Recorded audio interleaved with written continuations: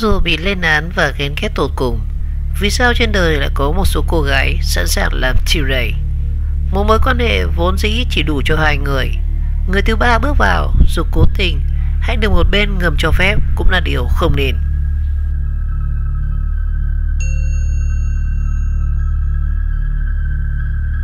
Trong quan niệm truyền thống thì chiêu đầy là một đám con gái thích hư vinh, hết ăn rồi lại nằm, chỉ thích đào mỏ và ngồi mát ăn bát vàng. Nhưng thời hiện tại thì chiêu đầy cũng đã trở nên đa dạng hơn. Về tuổi tác thì có người trẻ như học sinh, có người già thì tóc bạc trắng, ngoại hình có xinh đẹp tuyệt trần, cũng có những người hết sức bình thường. Kinh tế có người cần bao nuôi, có người thậm chí bao nuôi ngược. Về phẩm cách, ngoại trừ việc làm chiêu đầy thì mọi phương diện khác đều giống như người bình thường. Thậm chí có người còn nổi tiếng hoặc là sở hữu sự nghiệp thành công khiến người khác phải ngưỡng mộ. Và chiêu đầy của ngày hôm nay không chỉ những người mất hết tôn nghiêm nữa. Có rất nhiều cô gái mang chiêu đầy nhưng quay lưng thì chờ mới biết được cô nàng ấy cũng có thể sẽ trở thành một chiêu đầy.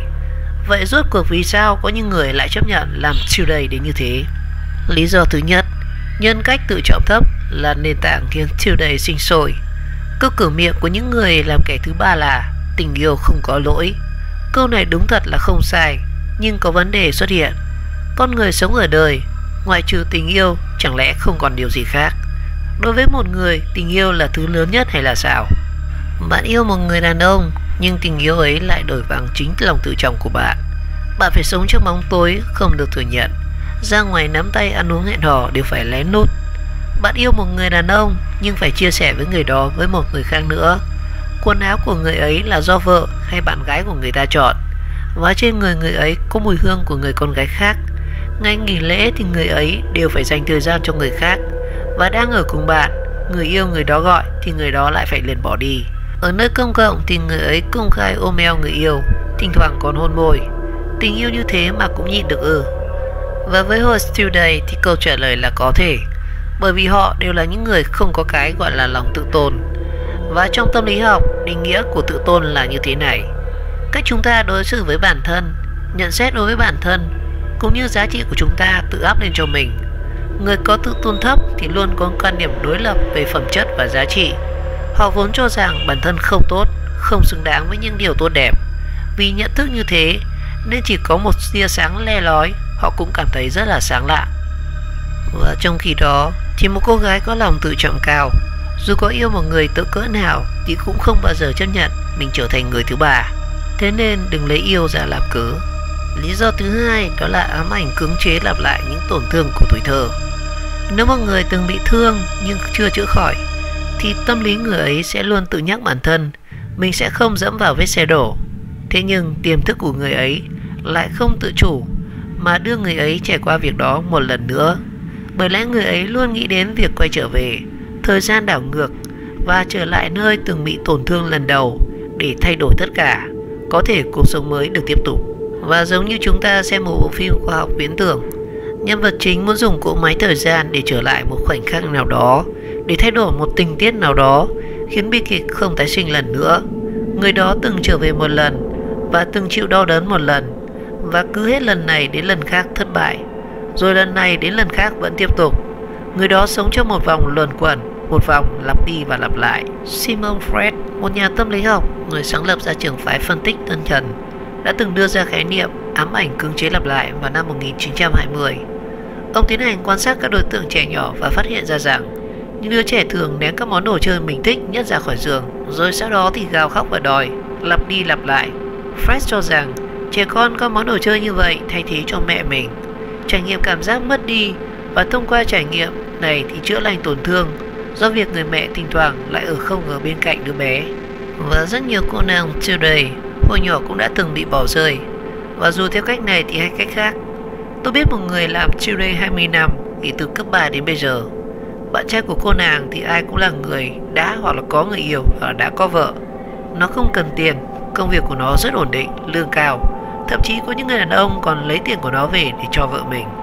Và mỗi lần nó ở bên một người đàn ông, và câu nó nói nhiều nhất là đừng bỏ rơi em. Và nhưng những người đàn ông đã có gia đình, ra đi chỉ chuyện sớm hay muộn mà thôi. Và nếu bạn sợ mất đi, tại sao không tìm một người đàn ông tử tế mà lấy? Tại sao cứ nhất định phải tìm một người rõ ràng không thể cùng bạn đi đến tận cùng, để rồi phải chịu cảm giác không ngừng ấy mất đi? Người tôi đang nhắc đến đó thì bố mẹ đã ly hôn từ lâu, và sau khi mẹ nó bỏ đi thì không còn quay về thăm đoàn nó thêm lần nào. Bố nó thì lập gia đình mới, và đồng thời có thêm một người con trai, và nó sống với bố nhưng lúc nào cũng cảm thấy mình dư thừa.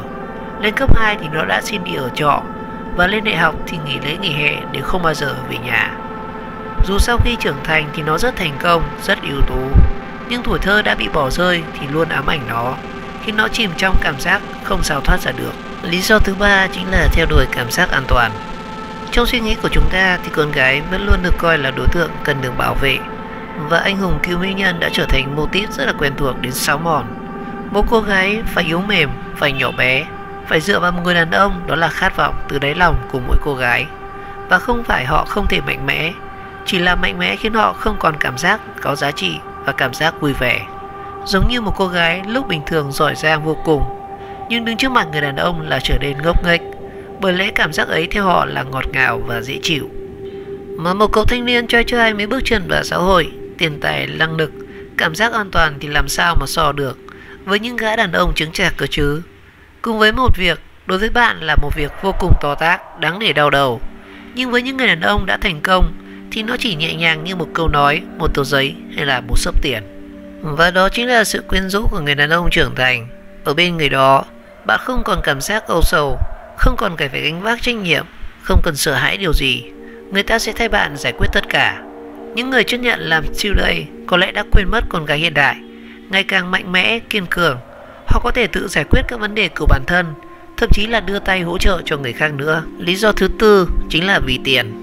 Sống vì vật chất nghe thì tầm thường, nhưng thực chất thì lại hết sức phổ biến. Những cô nàng today kiểu này là đào mỏ với tâm lý là trả thù đời, bởi vì họ kiếm tiền quá khó khăn, phải bán thanh xuân, tình cảm, niềm vui, tự do của mình. Thế nên thì họ phải kiếm những lô nước của mình trở nên đáng giá hơn. Bởi thế một khi có cơ hội, họ sẽ bòn rút tiền và tiêu tiền một cách cực kỳ vô tội vạ. Họ phần lớn đều không có kế hoạch tương lai cụ thể và rõ ràng, mà chỉ có tầm nhìn rất ngắn hạn. Có cô gái từng nói với tôi rằng cô ấy chỉ muốn sống đến năm 40 tuổi thôi, vì qua 40 tuổi sức cuốn hút của cô ấy không còn nữa, và cái vốn để kiếm tiền thì cũng đã mất. Còn có cô từng nói rằng sau khi chết chắc chỉ có địa ngục nhỉ, vậy để tôi xuống địa ngục cũng được, lúc còn sống vui vẻ là quá đủ rồi. Lời kết. Nói đi thì cũng phải nói lại, một mối quan hệ vốn chỉ là đủ chỗ cho hai người. Người thứ ba bước vào dù cố tình hay là một bên ngầm cho phép thì cũng là điều không nên. Tình yêu vẫn rất là khó tìm, nhưng thực chất cũng không khó tìm đến thế. Bạn không cho mình một cơ hội mới thì cứ giúp mình vào góc tối tăm, thì sao biết bản thân đã bỏ lỡ những gì. Và cũng đừng quên rằng dù là today hay là chính thất, nếu bạn còn sống với tư tưởng lấy một người đàn ông làm trung tâm, muốn giao phó cuộc đời mình cho họ, thì sẽ không hạnh phúc được đâu. Quý, có nói được không? Anh không giữ bình tĩnh nữa đâu ấy. Đừng để anh điên đấy nhá. Lúc đây là anh hết tôn trọng em luôn đấy.